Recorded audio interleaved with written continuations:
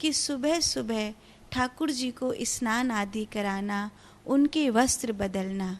अगर रोज़ आप ऐसा नहीं कर पाते हैं तो कम से कम 3 दिन में एक बार ऐसा करिए।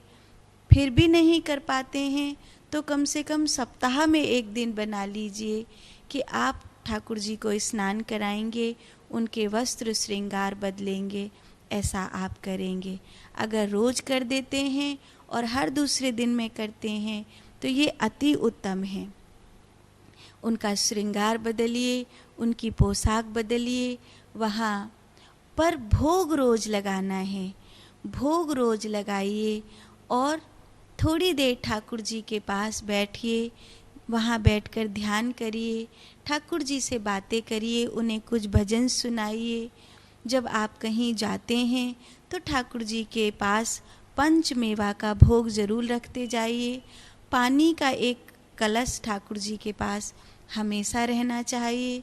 तुलसी पत्र ठाकुर जी के पास, लड्डू गोपाल जी के पास हमेशा रहना चाहिए। स्वच्छता का ध्यान रखिए।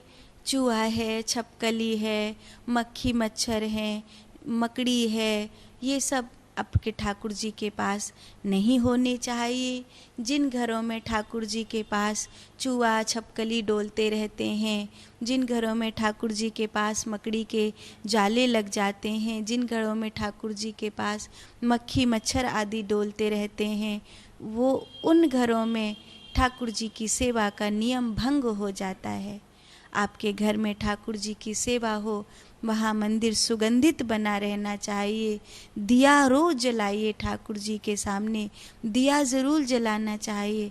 ठाकुर जी के सामने दिया जलाना, अग्यारी करना, धूनी लगाना, सब प्रकार से स्वच्छ बनाए रखना, सुबह शाम प्रणाम करने जाना, जब समय मिले भजन करना, झांकते झरोके से उनको देखते रहना।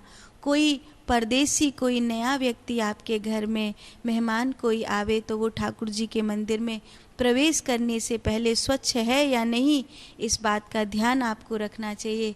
कहीं नन्हे से लाला को, हमारे बाल गोपाल को स्पर्श न करने लगे, कहीं कोई उनको कोई असुविधा अनुभव नहीं हो।